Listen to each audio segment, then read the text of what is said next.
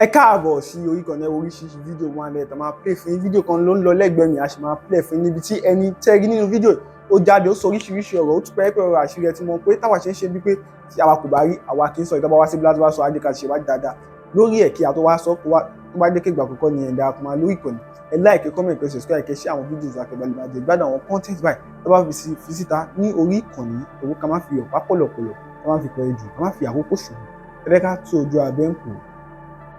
Yeah, you see this video.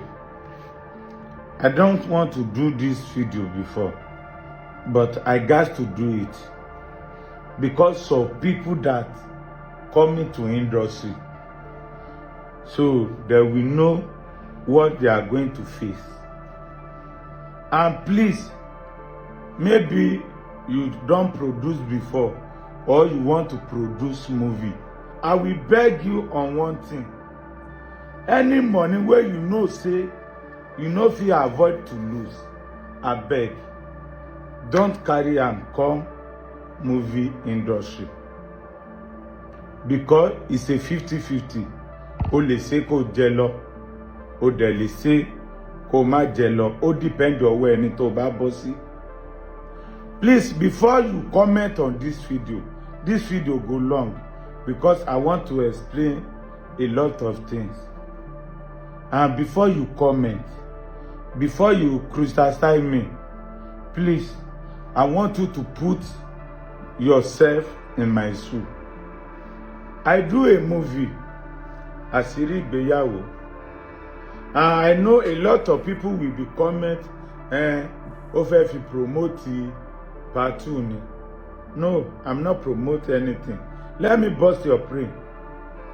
I will not release the part 2. So if I not release the part 2, you will not even have my say over if you promote the part 2. I will not release the part 2. If I tell you how much I use shoot Asiri Igbeyawo, you will say na lie. But I'm telling you now the truth. I spent about 10 million naira to shoot Asiri Igbeyawo. But Segun, I always respect you. I will keep respecting you. Only be say I am disappointed in you. I swear to God, I'm sorry to say, I am very disappointed. Ó dẹ̀ dùn mí gan because me expect sọ́dọ̀ yín rárá. Nígbà tí a bẹ̀rẹ̀ Asiri Igbeyawo,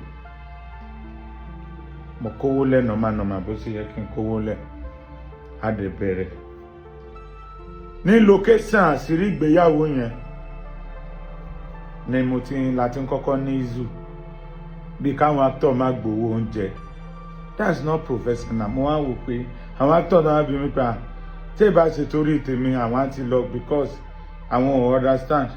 Èmi náà tó dẹ̀ sojú mi débi pé ọ̀rọ̀ yẹn ó fẹ́ fàjà mo ṣàfọgbọ́n ṣe because àgbàlagbà ni yín bọ̀dá Ṣẹ́gun ẹ̀dẹ̀ tí ń ṣe fíìmù báyìí tẹ́ẹ̀ tí ń ya fíìmù àwa sì ń wọ pátá lábúlé ni táwa tí ń wo fíìmù yín.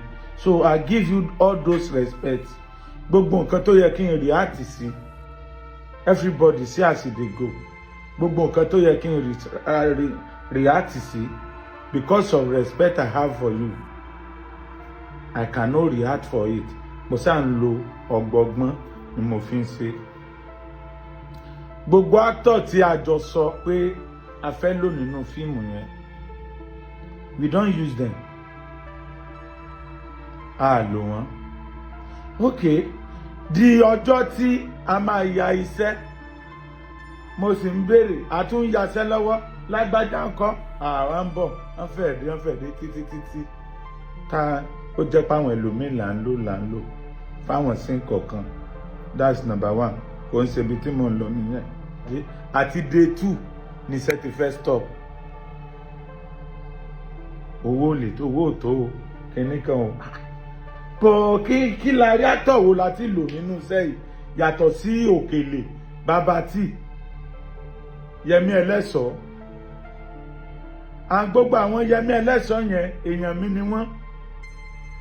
Wọn ò gbowó lọ́wọ́ mi, èmi ni mo pè wọ́n Ìjẹ̀ṣà èmi ni mo pè é.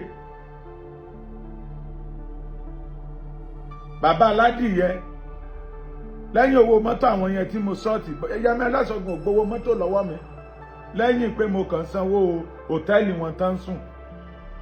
Mo ṣá débi wípé iṣẹ́ yẹn fẹ́ stop.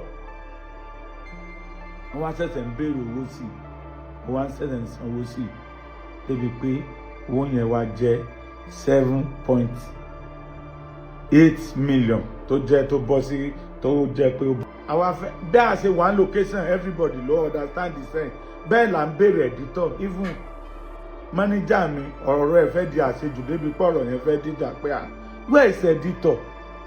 Day 3 editor never dey location. Mo dẹ̀ sọ fún yín pé mo fẹ́ tètè release iṣẹ́ yìí. Day 3 editor ti dé location. Where is editor? Editor ń bọ̀ ó lọ gbàgbàṣẹ́ kan ni ó ń bọ̀ ní day 1 wọ́n ló ń bọ̀ ó ń bọ̀ ní day 2 ó ń bọ̀ ní day 3 a lò 6 days títí day 6 editor tó dé oko. Editor kí ló ṣẹlẹ̀ nǹkan kan báyẹn editor ó lọ àti gbà pé àti yàṣẹ́ tán 2 weeks a máa release iṣẹ́.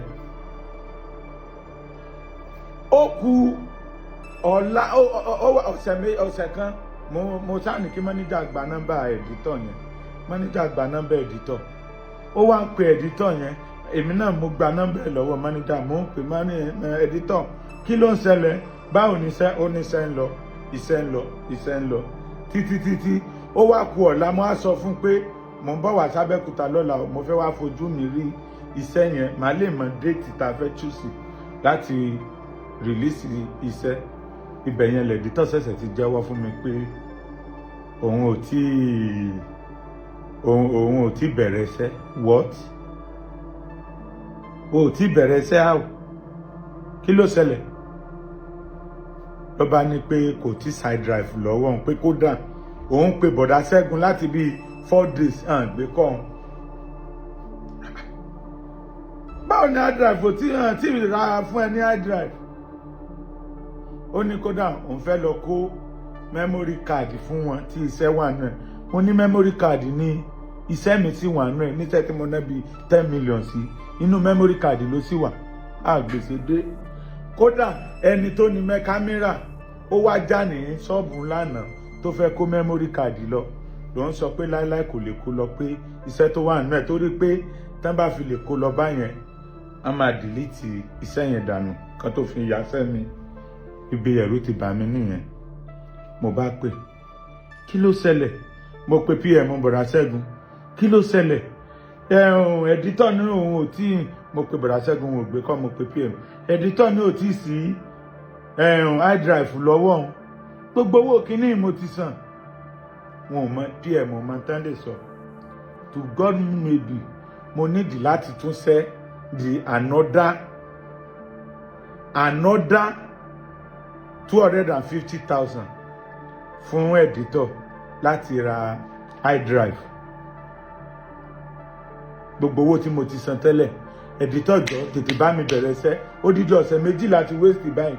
Ó yá kíní tán máa ń yọ BTS àwọn tán máa ń pe BTS pẹ̀lú owó tí mo san pe BTS sí location bẹ́ẹ̀ ni mò ń béèrè BTS ń bọ̀ lónìí BTS ń bọ̀ lọ́la. Ìgbà tó di last day ni mo ṣẹ̀ṣẹ̀ pé BTS mi fúnra mi lábẹ́kúta pé báwo la ṣe máa yàṣẹ́ táàní rí picture kankan posti. Nígbà tí mo ti rí pé bí gbogbo ẹ̀ ṣe ń lọ ni mo ṣẹ̀ṣẹ̀ fún BTS ní another money lọ́wọ́ ara mi ní gbogbo owó tí mo ti san fún yín.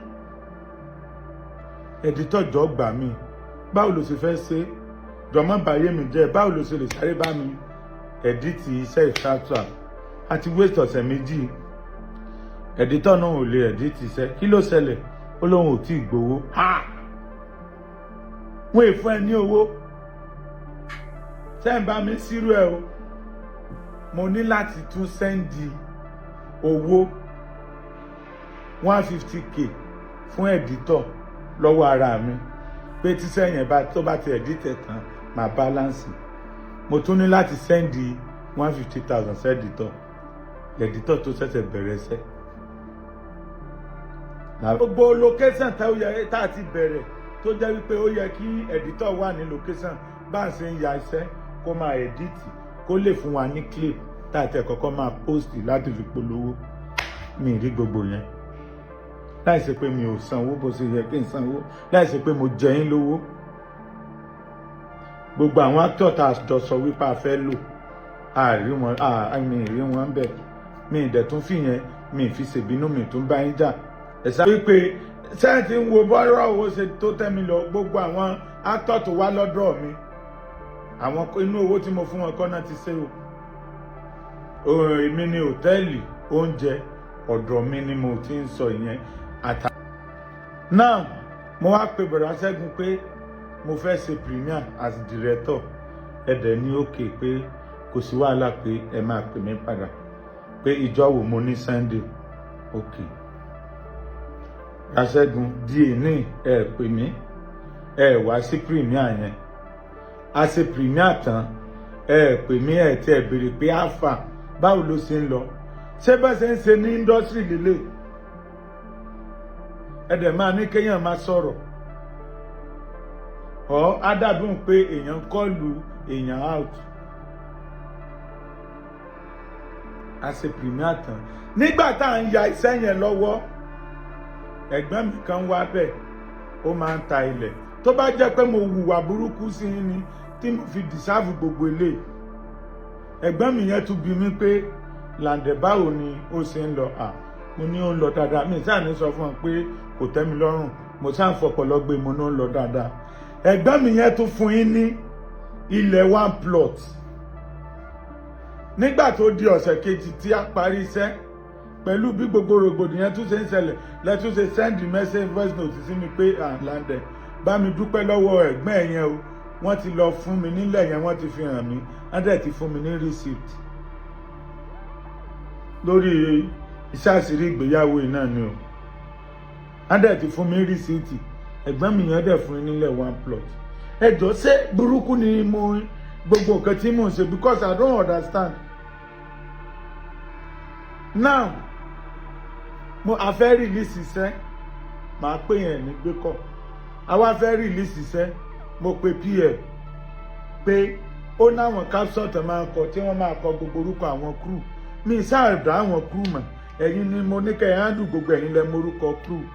Kí ẹ fún mi lórúkọ àwọn crew kí n lè kọ sí capsule pé bí iṣẹ́ ṣe máa jáde, DOP director nkankan di ọ̀la. Mo pè dìgbà tí mo fẹ́ fi post iṣẹ́ yẹn, PM ò rí orúkọ àwọn crew provide fún mi di bí mo ṣe ń sọ yìí. Díjọ́ tí fíìmù máa jáde, ìpolówó tí àwọn èèyàn tán fi máa ń polówó pé fíìmù tiẹ̀ ń bọ̀ lọ́nà ni editor tí ì rí yọ fún mi. Kí ló fà á? Ó ní ó ti bọ́ sí rush. Ọ̀nà ó ti bọ́ sí rush. Ẹ wá fíìmù yẹn wá jáde tán, ó tún wá jáde yàtọ̀ sí Òkèlè àti Babati àti Jésà. Kẹ́mọ́ lè bá mi bọ̀dá Ṣẹ́gun fúnra yín tẹ̀ dírẹ́tì fíìmù yẹn. Mo wá ń wò pé kí ni mo ṣe fún bọ̀dá yìí, kí ni mo ṣe fún yín? Ṣé mo sẹ̀yìn náà? I don't just understand. Tí n bá sẹ̀yìn gan kò yẹ kó le tó yẹn, ẹ tẹ̀ máa pè mí. Ẹ fi ẹ níbi kan tẹ dúró. I don't understand. Gbogbo àwọn actor tẹ kùlò lọ́dọ̀ yín pátápátá àti crew from A to Z, kò sí ẹnì kankan tó fi iṣẹ́ yẹn sí story lásán débi pé máa post ẹ̀ níṣẹ́ tó jẹ́ pé mo san owó fún. Àwọn crew yín gan lásán ìrò bí wọ́n tiẹ̀ sọ̀rọ̀ pa àgbà post ẹ̀. Tí n bá tiẹ̀ sẹ̀yìn àbíhàn kankan, business lélẹ̀ ẹ̀ tiẹ̀ máì pé adúró owó tí bọ̀bọ̀ iná 7 million sọmọdé owó ni. The reason why I'm making this video, àìgbà tá a dẹ̀ máa bẹ̀rẹ̀ iṣẹ́ yẹn kò ń ṣe bá a ṣe sọ lélẹ̀. The reason why I'm making this video, torí ìwọ tó ń bọ̀ tó fẹ́ produce movie, owó tó bá ti mọ̀ pé o lè lose, má jẹ́ kán tán ẹ̀ pé kò fi ya fíìmù o. but tó bá ti mọ̀ wípé 50-50 tọ́lọ́run bá ṣe tó fi 5 million tó fi pa 20 million ó mọ̀ pé géènì ẹni tó dẹ̀ fi 5 million tó fi pa 50,000 ó máa ń ṣẹlẹ̀ ní industry dáadáa. But Brother Segun, I swear to Almighty Allah, I respect you a lot, but I was so disappointed. I mean, believe pé mo deserve really lọ́dọ̀ yín. Bye.